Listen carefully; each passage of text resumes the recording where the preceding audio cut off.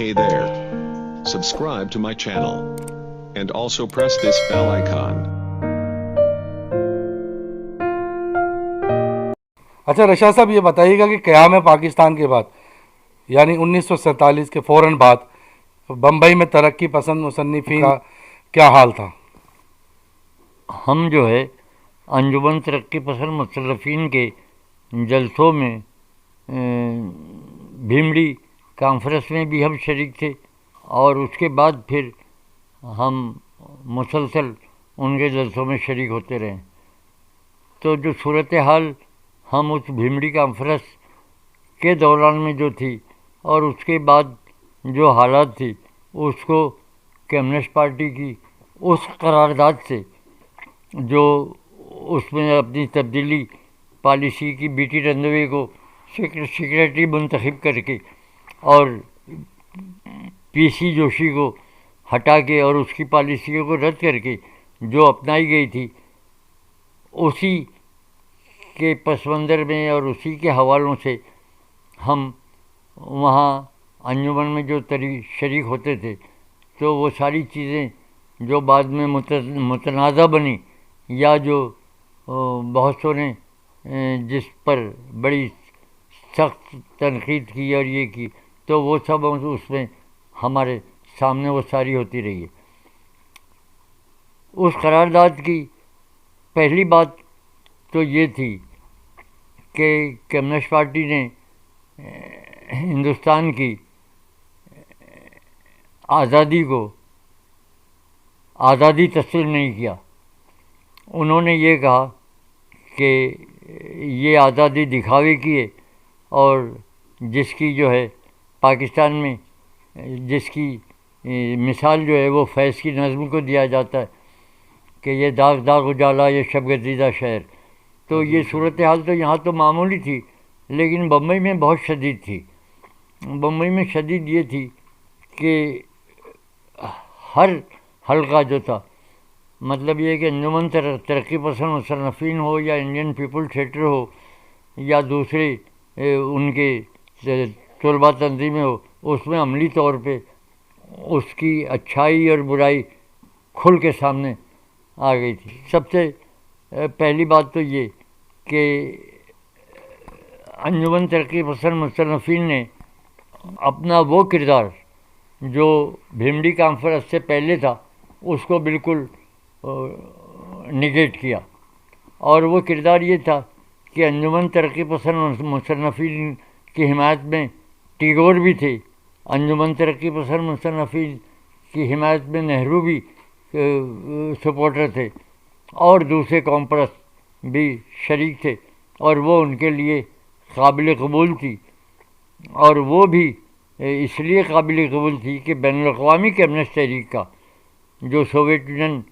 کے زیر اثر تھی، انہوں نے اپنی پالیسی چینج کی تھی، اور انہوں نے کہا تھا کہ جو قومی تحریکیں ہیں، قومی وہ ہیں، ان کو ہم اپنا دشمن نہیں جانتے اور ان کو اپنانا چاہیے، ان کی تنظیموں سے بھی فائدہ اٹھانا چاہیے، جو بعد میں سوویت یونین کی نہرو اور کانگریس کی سپورٹ کے سلسلے میں عملی طور پہ بھی ظاہر ہوئی۔ تو اس کو بالکل نگیٹ کیا گیا اس میں، اور اس کو جو بی ٹی رنوے کو سیکریٹری بنانے کے بعد جو پالیسی آئی وہ یہ کہ یہ آزادی نہیں ہے۔ سردار جعفری کی بہت مشہور نظم ہے فریب، وہ اس کو بہت واضح کرتی ہے۔ اس کے چند میں مصرے آپ کو سناؤں، یعنی ابتدا یہ ہوتی ہے کہ انگلیاں جاگ اٹھیں، بربت و طاؤس نے انگڑائی لی،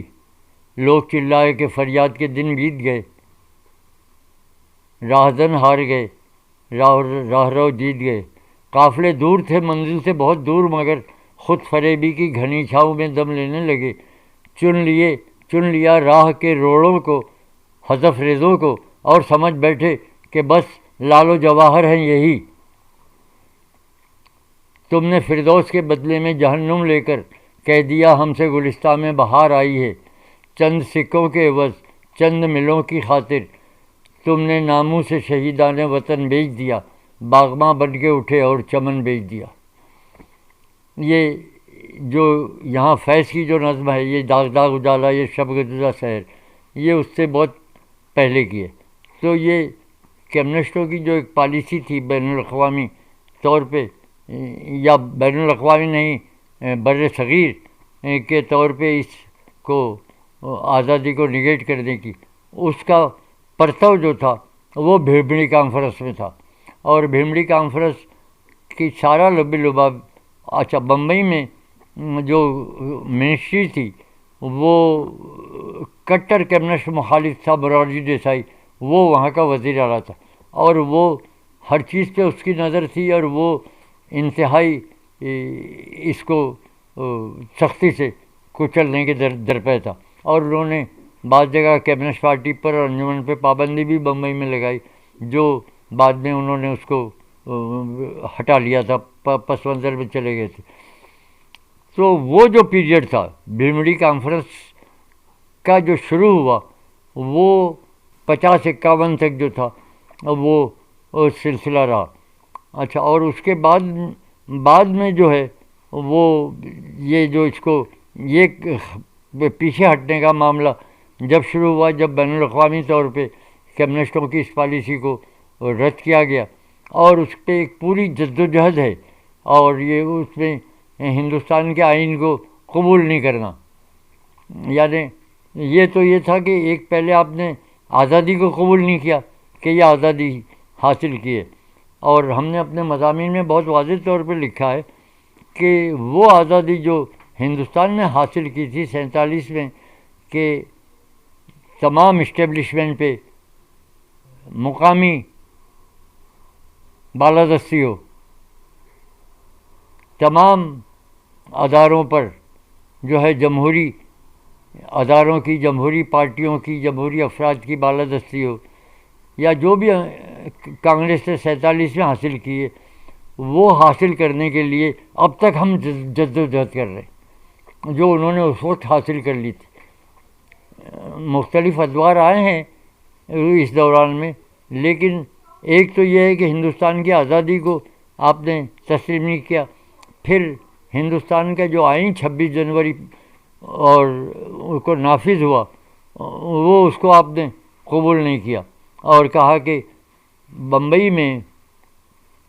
اس پالیسی کے اینڈ کی ابتدا جہاں سے ہوئی تھی وہ یہ ہوئی تھی کہ جس دن وہ آئین ہندوستان نے نافذ کیا، اس دن ہندوستان کی کمیونسٹ پارٹی نے یہ اعلان کیا کہ آج یوم سیاہ بنایا جائے. یوم سیاہ بنایا جائے تو بمبئی میں جو تھا، اور ایک مل ایریا میں 2 میدان تھے جہاں جلسہ ہوتا تھا، ایک تو کامگار میدان تھا اور ایک لال باغ کا میدان تھا. تو لال باغ میں کمیونسٹوں نے اپنا اجتماع رکھا تھا، اور وہاں سے جلوس نکلنا تھا، اور وہاں تقریریں ہونی تھی، جلسہ ہونا تھا کہ ہم جو ہے اس کو آئین کو تسلیم نہیں کرتے، اور یہ جمہوری آئین نہیں ہے. مرارجی دیسائی نے بڑی سختی سے اس کو کریش کیا، اور اس کے بعد سے پھر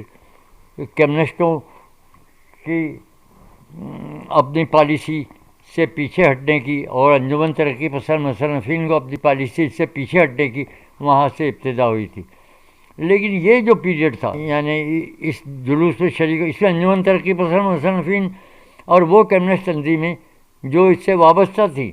غیر سیاسی، وہ سب بھرپور طریقے سے، انجمن ترقی پسند مصنفین کے 2 انصاری تھے، اور دوسرے ادیب سب سے اس میں شریک تھے، انڈین پیپل تھیٹر سے بلّہ ثانی اور وہ سب اس میں شریک تھے، اور طلباء تنظیموں کے اور سب. اچھا، عوام اس میں شریک نہیں تھے.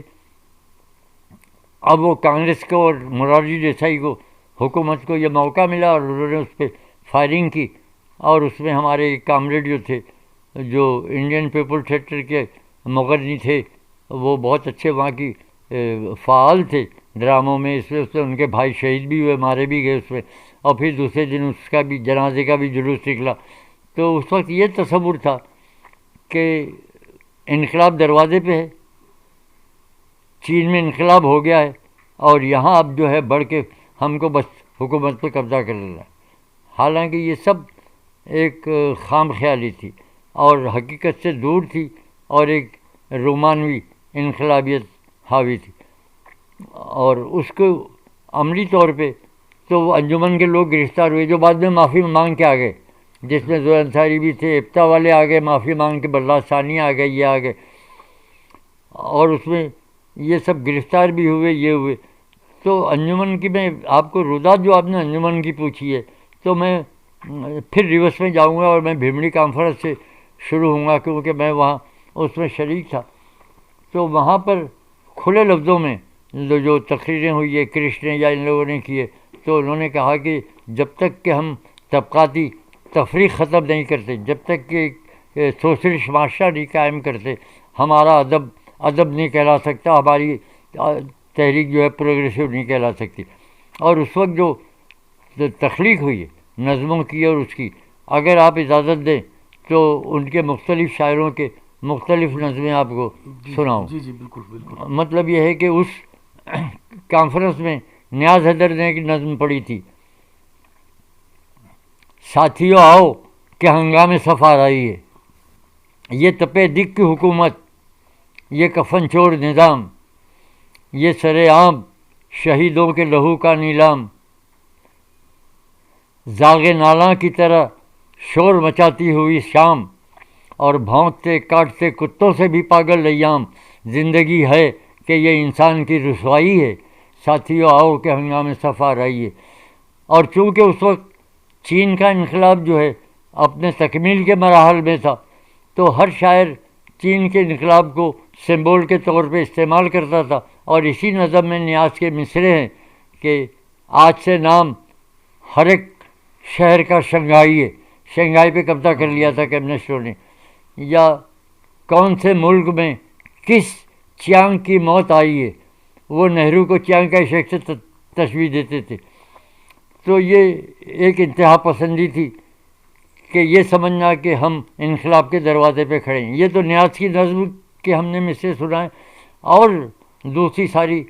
چیزیں. اور جب ان کے اوپر ان کو گرفتار کیا گیا، یہ کیا گیا، تو وہ مجروح بھی تھے غزل کے دوران میں بھی.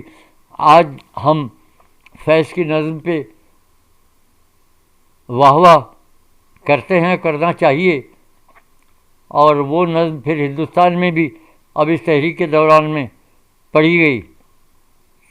کہ ہم دیکھیں گے، لازم ہے کہ ہم بھی دیکھیں گے. اس دوران میں مجروح نے غزل لکھی تھی، اس غزل کے 2-3 مصرے آپ سن لیجئے.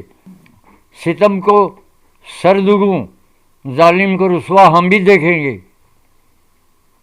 ستم کو سردگوں ظالم کو رسوا ہم بھی دیکھیں گے، وہ آئے تو سر مقتل تماشا ہم بھی دیکھیں گے. اور پھر اس میں چین کے انقلاب کا حوالہ کہ نگارے چین کا گھائل توڑتا ہے دم سر مقتل، بچا لے آ کے اعزاز مسیحا ہم بھی دیکھیں گے. جبیں پہ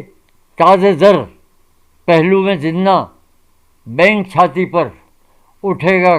بے کفن، کب یہ جنازہ ہم بھی دیکھیں گے. تو یہ انقلابی نظمیں جو آج یہ یہاں فیض کی شاعری کی جو ہندوستان میں پڑھی جاتی ہے، اگر بمبئی کے احتجاج کرنے والے اس دور کے ترقی پسند شعراء کی یہ شاعری دیکھتے تو وہ اس سے بہت مطلب. نیاز کی ایک نظم اور ہمیں یاد آ رہی ہے جو انہوں نے وہاں ان کو جب قید کیا گیا مرارجی دیسائی نے، یہی آئین کی مخالفت اور جمہوری اس کی مخالفت میں، تو قید پہ انہوں نے لکھی تھی کہ زندہ کے مٹائے جانے تک پابندی زندہ اور صحیح، کچھ دن ہے مگر کچھ دیر نہیں، اب اپنی کرنی بھر جاؤ، خراٹ گناہوں کے ڈھانچے مٹی کے حوالے کر جاؤ، جنتا سے لڑو گے کس بل پر، اس خواب کو بھول بسر جاؤ، اور جینے ہی کی ضد کرتے ہو اگر کچھ نہ تھا کی گھڑیاں اور صحیح، زندہ کے مٹائے جانے تک پابندی زندہ اور صحیح. بہت شکریہ. محمد رشاد محمود 1932 میں بمبئی میں پیدا ہوئے اور وہیں کے انجمن اسلام اسکول سے پرائمری کی تعلیم حاصل کی. 1944 میں اپنے والد کے انتقال کے باعث تعلیم چھوڑنا پڑی اور صرف 12 سال کی عمر سے محنت مزدوری میں لگنا پڑا.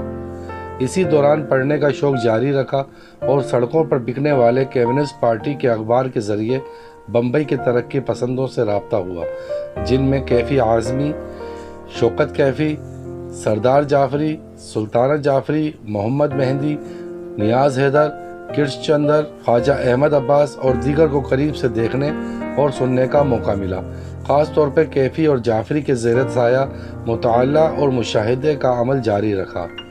ادبی اور سیاسی سرگرمیوں میں بھرپور حصہ لیا اور انجمن ترقی پسند مصنفین کے اجلاسوں میں باقاعدگی سے شرکت کی۔ 1954 میں پاکستان منتقل ہوئے اور بائیں بازو کی سیاست میں حصہ لینے کے ساتھ محنت مزدوری بھی کرتے رہے، ساتھ ہی لکھنے پڑھنے کا سلسلہ بھی جاری رکھا۔ نیشنل عوامی پارٹی میں خاصے سرگرم رہے اور اب زندگی کے تقریباً 9 عشرے گزرنے کے بعد بھی اپنے سیکولر اور ترقی پسند نظریات پر کاربند ہیں۔ زیر نظر کتاب ان کے مضامین کا مجموعہ ہے جو ماہنامہ بدلتی دنیا میں شائع ہوتے رہے ہیں۔ Hey there. Subscribe to my channel. And also press this bell icon. So you never miss any new updates, cause whenever we upload new video you will get a notification on your phone.